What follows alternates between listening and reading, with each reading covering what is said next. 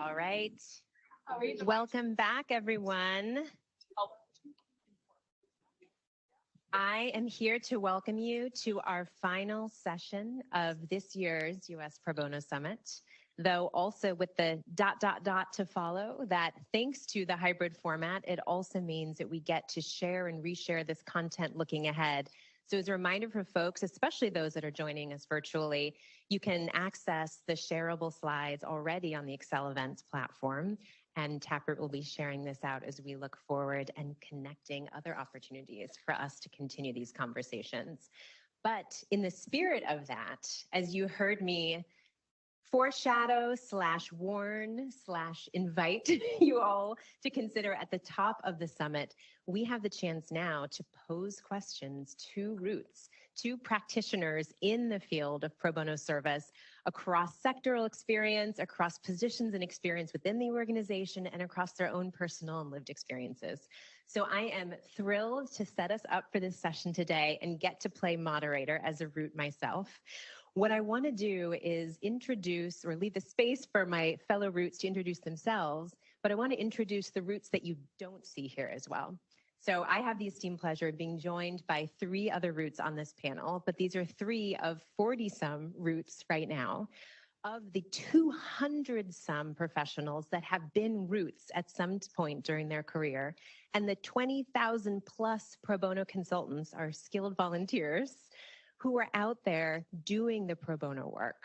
And I want to extend that metaphor again that some of you heard me reference the other day about why we are called the Taproot Foundation and why we call our employees Roots. It's not just for a nice name and evocative picture, it's because we do, from a mission perspective, truly view our role in this space as being the taproot, as being the root that can help feed and nourish the plants and grow. And so that's why we have our roots within the organization. And as we like to say, once a root, always a root. Amazing folks out there in the field in so many different sectors now, so many different organizations, bringing this pro bono ethic with them, bringing everything they've had the chance to experience and learn and be a part of into their next chapters and moments as well. But in this moment, we get to pick the brains of 3 of our many Root experts. So you've heard me introduce myself before, Lindsay Gruber, she, her, President and CEO of the Taproot Foundation. You heard about my springy hair, as my daughter referenced. And I'm going to turn it over for a moment for each of my fellow Roots to introduce themselves. And in addition to introducing themselves, sharing their role in the organization and the team on which they sit. And then I'm going to pepper them with some questions. So Cameron, I'm going to start with you. Hey folks, my name is Cameron Barnes. He, him. I am a brown-skinned cis male with shoulder-length dreadlocks and a blue suit. Also a little tight. It's been a crazy wedding circuit this year. I work on the strategic partnerships team. So if you remember Carlton, who was with us earlier, he is our fearless leader, and I work with him. Looking forward to the conversation. Jeff? Thanks. Hi, everybody in the room, and hi, everybody online. Hi, Dana. I'm Jeff. I'm an accounts director with Taproot, and I am white. I'm male. I wish I had springy hair or dreadlocks. I'm wearing a blue dark suit and thrilled to be here.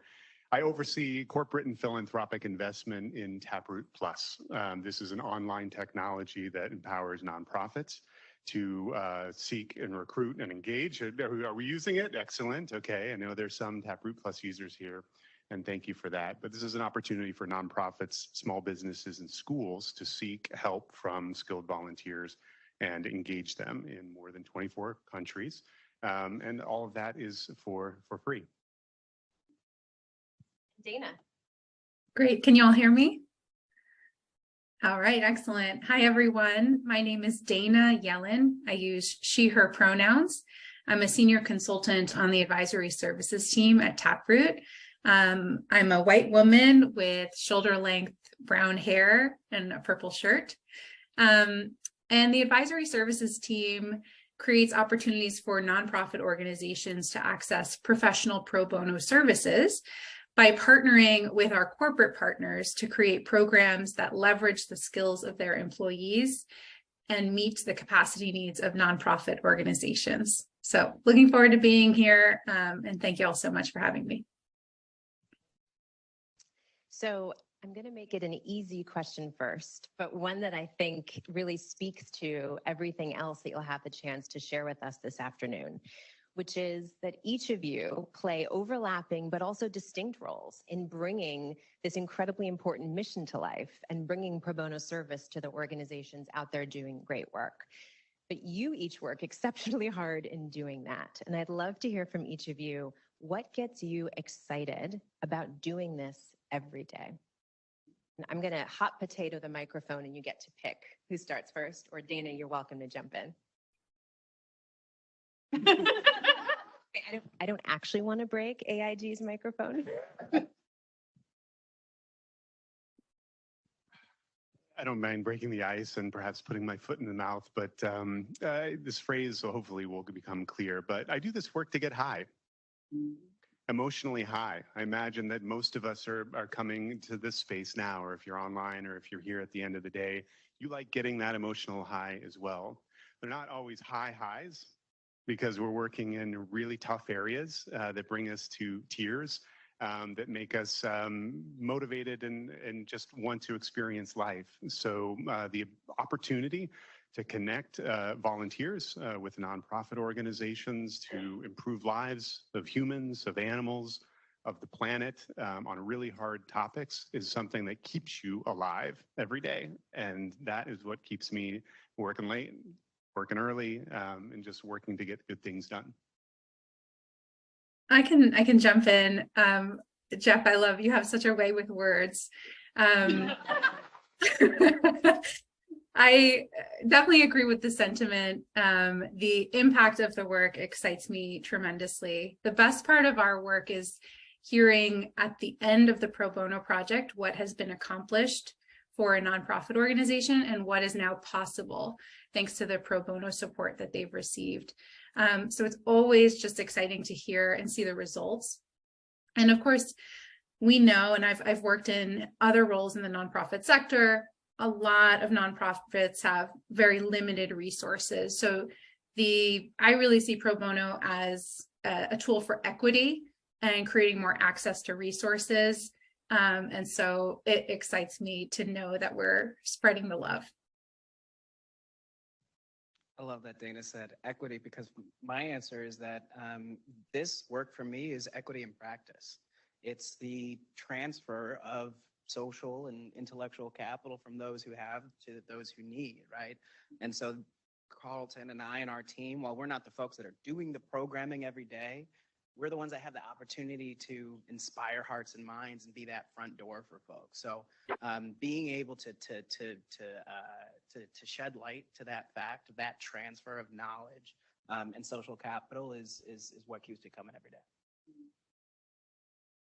Well, one of the things that's amazing about being able to sit in the position that we do, being within Taproot, is being able to interact across sectors, across organizations, across so many individuals and issue areas all the time, which also means we have the chance to get asked a lot of different questions. So while we can't answer all of them in a moment, I would love to ask each of you, what is one thing you wish everyone knew?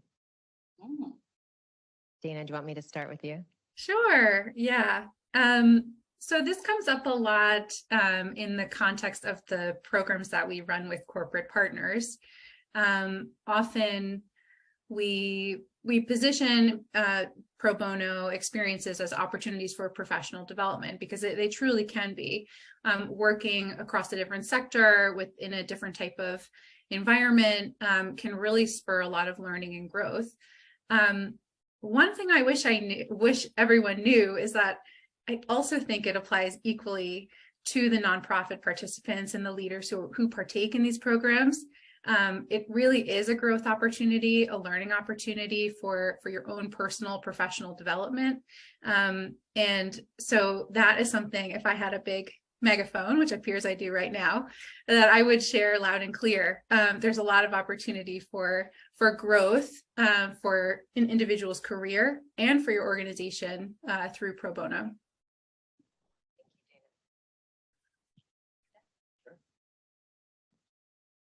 I wish we got to the part where we talk about community wisdom really quickly, right?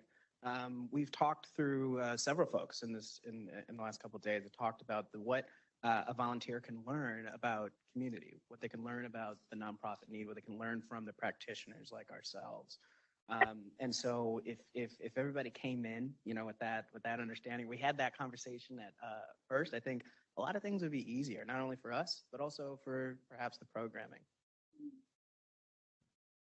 Hearing your response.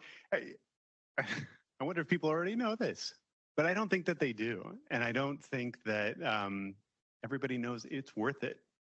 It's so worth it to be able to experience a skill-based volunteer program moment or movement. It's just so worth the effort. So if anybody in the room or online in a long-term committed relationship, don't need to show hands or eye contact, but if you are and you think about it, there's a lot of hard work that went into that. And so I wish that everyone knew before they dismiss that they don't have the time, that they don't think they know as much as they know, that it's totally worth it. Because Kathy Ann, you could probably say that it's worth it to engage and recruit your skilled volunteers. We heard from Tammy that it's worth it to recruit and engage and create relationship with those.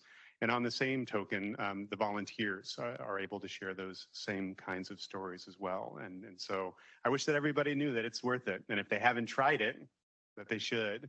And if they have, then they should speak out their story because it's worth it.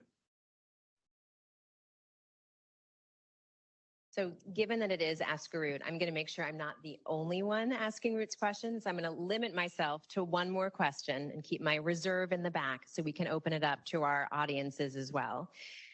As we have the chance to all look ahead, which I know we each do on our own on a daily basis in being so excited about and inspired by this work, but then also on behalf of the organization, of your roles within the organization.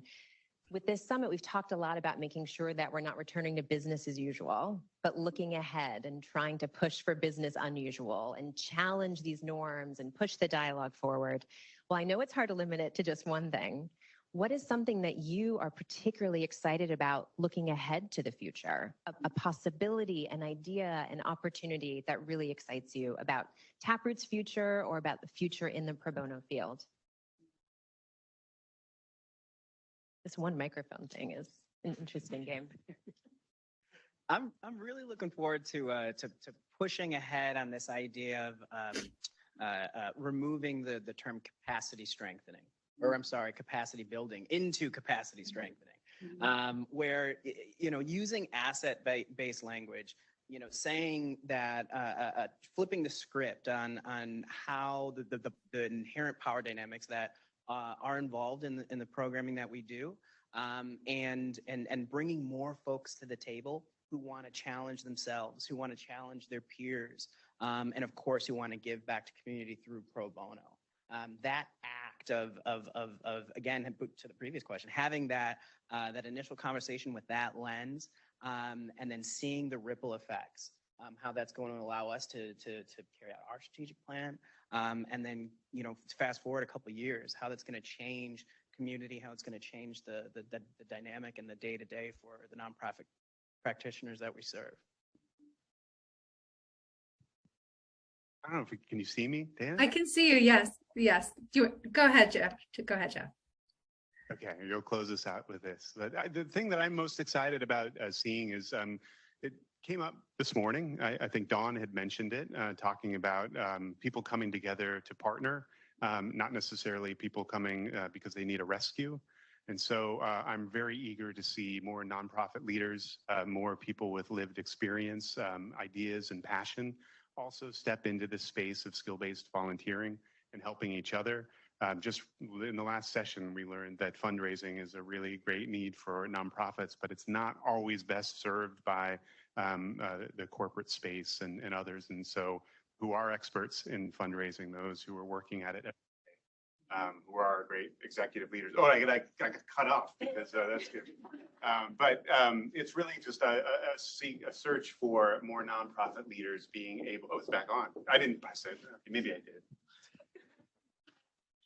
It's not the Gong Show. You're fine. No, yeah. All good. That's good. That'll be a new addition to the summit.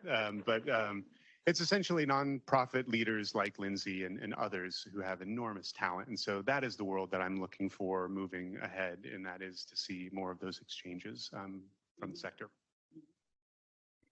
So I'll share. So something that's really exciting that's happening at Taproot right now, we have internally an accessibility task force. And this is a cross-department effort to look at our programs, the way we're showing up, and become more accessible. Whether that's tactical things like making sure our PDFs can be read with a screen reader, or describing oneself when you're introducing yourself on Zoom, or just incorporating it as a core value into our programming. And I think this area is something I'm so excited about because we have some amazing roots bringing these innovations to the front, and making bringing these lessons and teaching folks how we can implement it in our programs. So I'm excited to implement those and to bring them to our corporate partners, and ultimately to welcome more people into the experience of pro bono. Thank you, Dana. Thank you, Carmen and Jeff. So now I get to turn the microphone over to our virtual audience, to folks in the room, if there are other folks that want to ask a Root a question. And if not, I have a few questions that were submitted from the audience yesterday.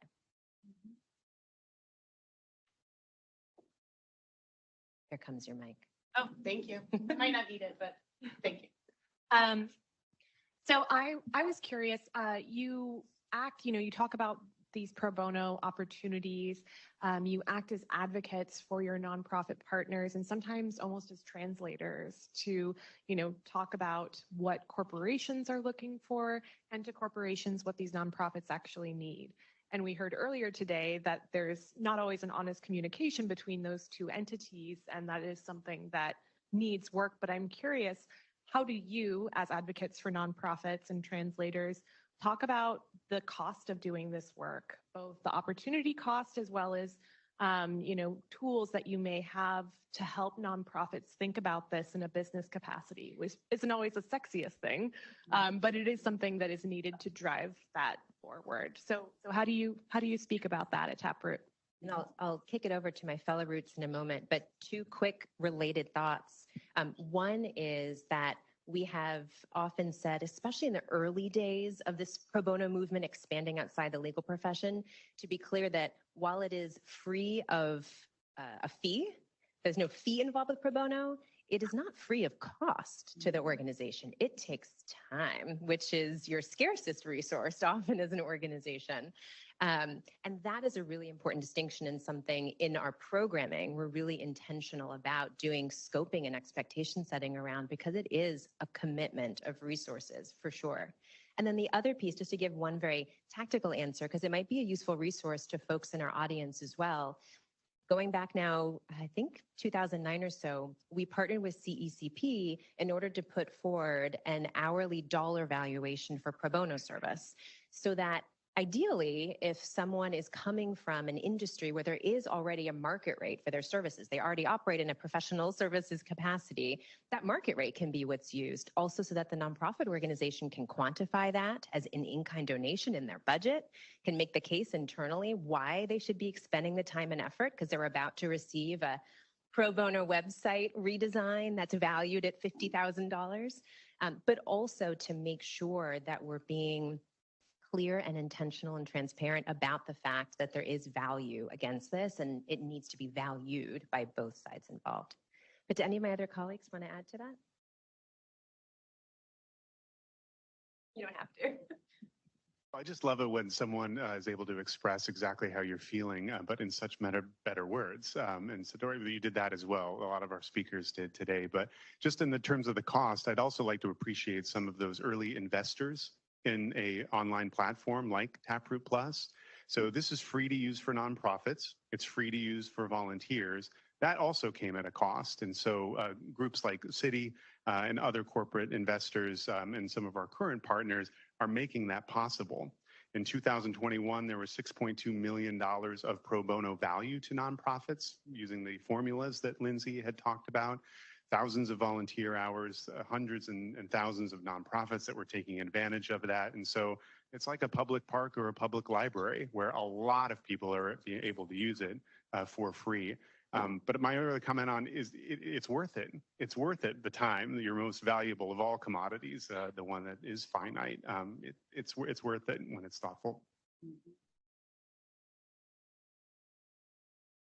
Sure, I can add to that. So I think Jeff and Lindsay spoke really well to how we talk to nonprofits about why it's worth their time and why it's worth their experience. I think you were spot on in pointing out we're often translators, and I find a lot of my time spent in translating what the nonprofit experience is, what it's like to work in a nonprofit organization to corporate audiences. It's kind of the other way around. I often talk about the concept of overhead, how there's kind of, within the United States at least, there is a cultural understanding or expectation that the lower or the smaller the overhead, the more impactful the organization is. And I talk about to those corporate audiences what that means. And it means, of course, fewer resources, and it means folks wearing multiple hats, having less and less time. So we're often in this position of trying to translate what it's like to work in both sectors. And hopefully we do work hard to make sure that folks are empathetic, understanding the context that their partner is in, just to even out that dynamic a bit. I love this question because it gives me the moment to sing the praises of our program team. Whenever questions like this come up, I always say something along the lines of, this type of programming is different through Taproot. Many of us as nonprofit practitioners or leaders, we have experiences where maybe a board member's cousin knows how to do graphic design and they do your poster, and it's great and they had the best intentions in the world, but it maybe wasn't exactly what you needed at that moment. The difference between that and this is that you have staff who are going to help you out. You have staff who's going to help you scope your work. And then you also have that same staff that's also working on the volunteer end to train and to support them and to provide the context, the framing, and the perspectives to best allow that engagement to go well. And so those added layers of support makes what we do at Taproot that much more exceptional.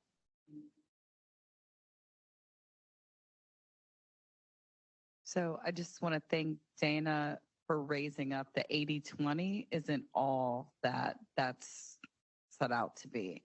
And that as nonprofit organizations, but as volunteers when we show up. We have to be careful what we think is a good story. But I'm intrigued about the future, and I'm a lawyer. And so we are trained that pro bono is required. And so I do think that helped me going into my professional career because it was a known. So I'm intrigued about how Taproot might be thinking about or tapping into universities. And really, how do you plant that seed of capacity strengthening as part of what you do once you leave school? And so what other fields do you feel like are catching on more, like beyond accounting maybe, or others, that this should be part of who you are and that you're not hearing about it when you get to Citigroup for your first job? So I'm intrigued just about the future because I don't know if I've seen that as much on the website and the things that you're doing, but I know you're working on it, so I want to hear. Yeah. To start. I'm a root, so it counts as a ask a root, right? I love that question in part because it allows me to kind of bring things full circle a bit too, which is our very first pro bono summit. We had, laughable now when you hear what I'm about to say, but we'd begun discussing a vision of pro bono 2020. 2020. But it was back in 2013, and we were initially largely doing it in partnership with professional associations, knowing that in the really rapid adoption of the pro bono ethic in the legal profession. While technically it began as a call to service from the president at the time, it was really when two things happened that it took off. And we were trying to spread this through, and we now have a chance to do it again, largely through our corporate partnerships and relationships. It was one, when the main journals in the industry began ranking and comparing law firms based on the hours of pro bono service, because what drives competition better than competition? And the second was having the additional incentives and requirements through the other institutions that are part of this capital P profession. So unlike many other professions and industries, you have to go to a certain type of school, you have to register and take classes after the fact. And a lot of other professions don't have that. To be a marketer, well, some of us who've maybe had the board member's cousin do some graphic design would have hoped that there was a graphic design certification in order to establish a bar. That's not universally the case. And so instead, we began focusing on groups like AIG, began focusing on professional associations. Where we see now, I think, an even greater opportunity is in graduate schools and undergraduates.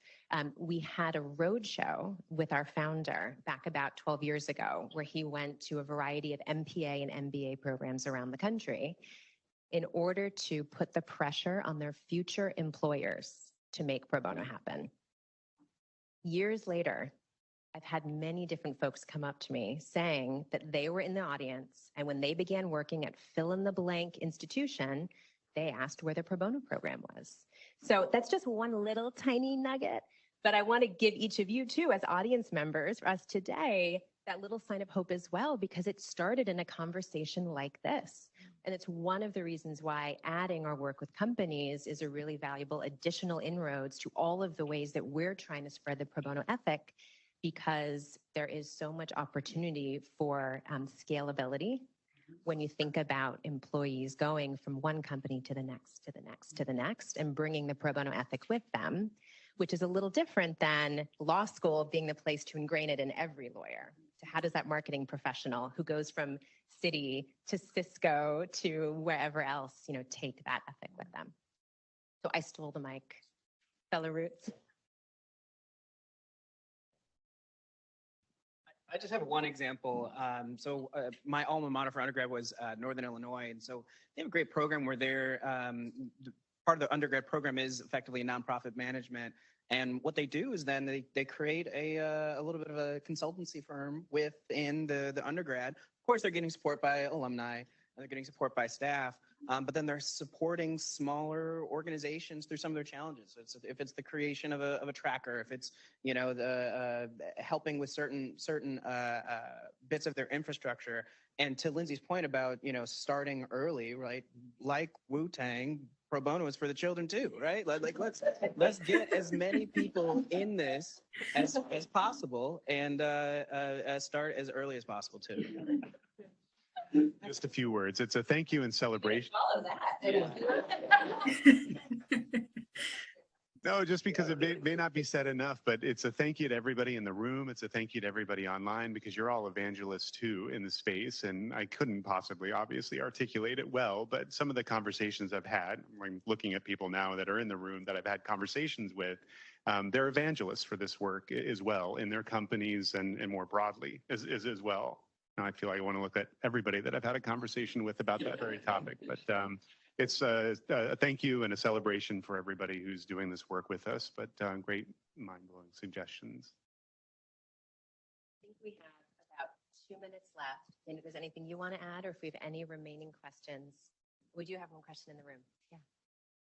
Hello, everyone. My name is Nancy Tsai, and I'm the pro bono coordinator at New York Legal Assistance Group. My question for you today, what advice do you have in handling situations where pro bonos are fearful and hesitant on taking matters? In my role, I always try to connect pro bonos to where our clients need the most help. And right now is housing. And what I'm finding is that pro bonos, and these are very talented, very skilled pro bonos, are scared to take on housing because for most of them is outside of their skill set and their wheelhouse.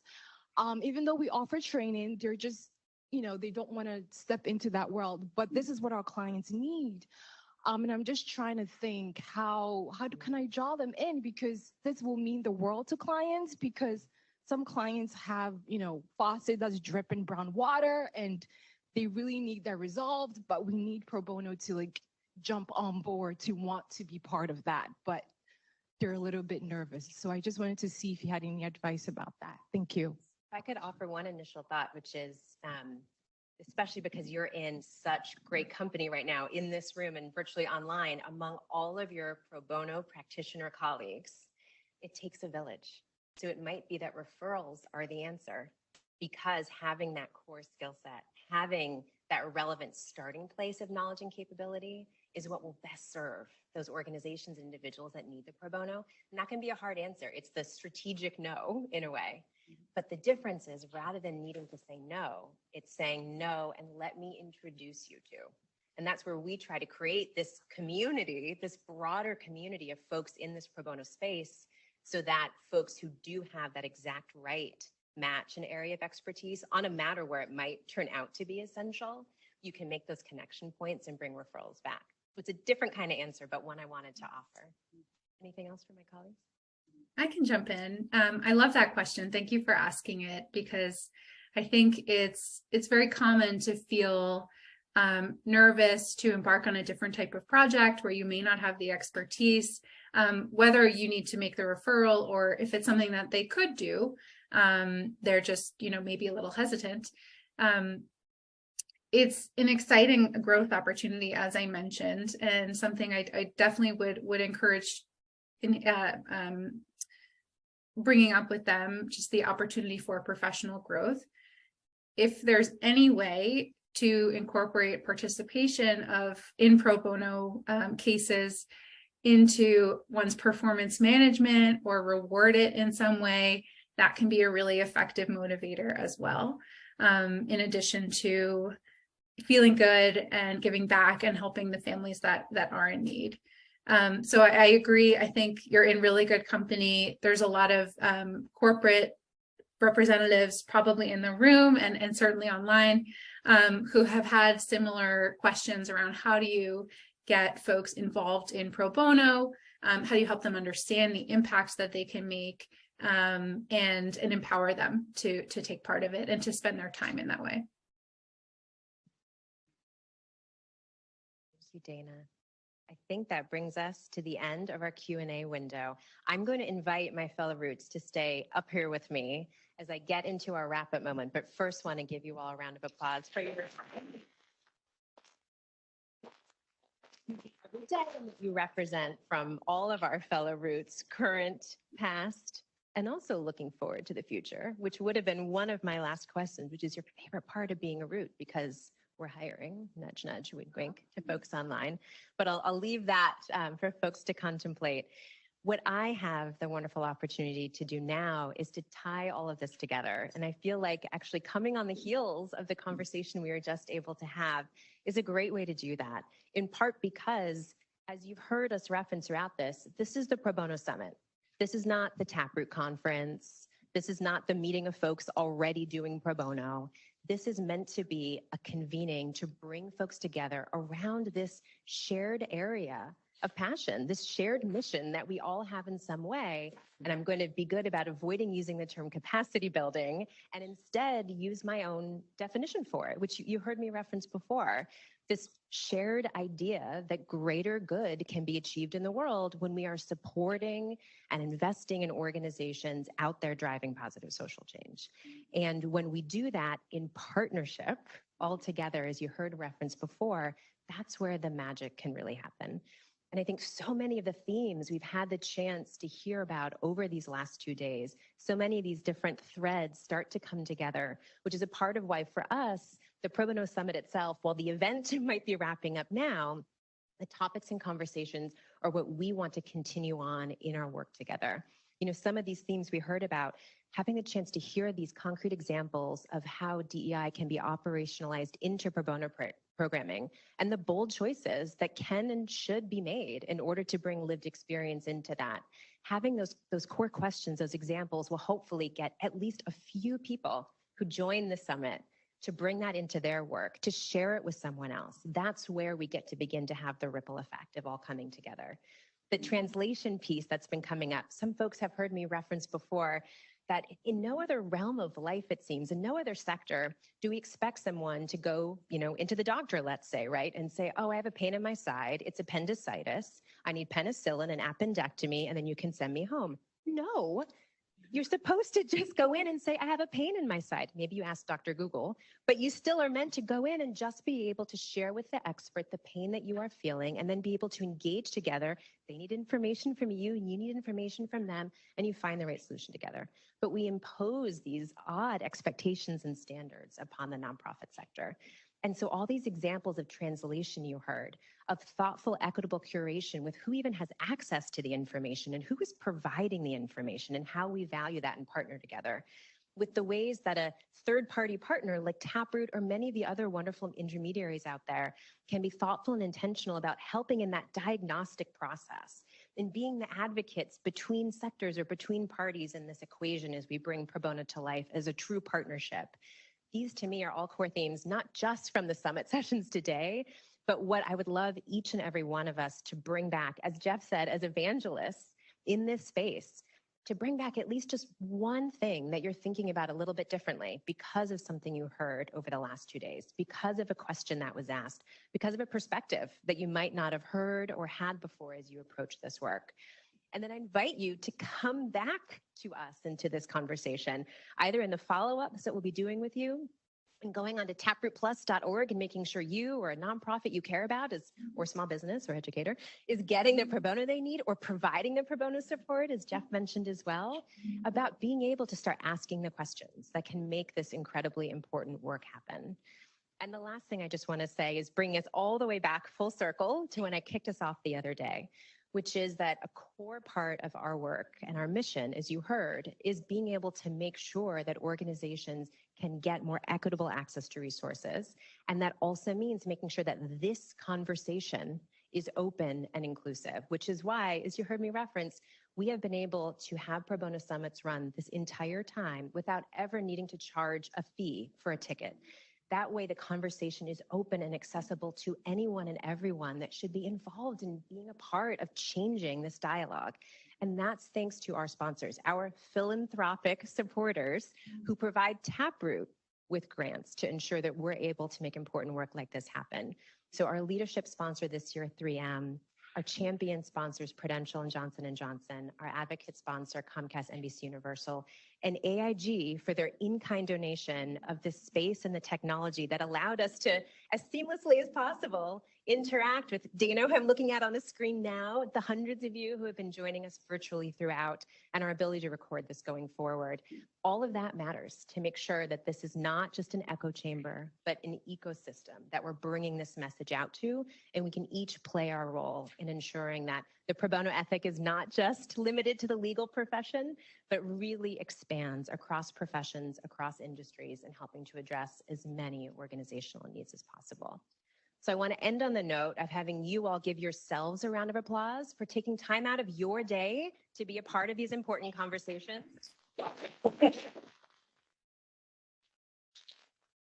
That is also cost-free. Even though there was no fee for the ticket, you took your time to be able to join, to listen, to ask questions. And I really value and appreciate that, both myself and on behalf of the Taproot Foundation and our broader mission.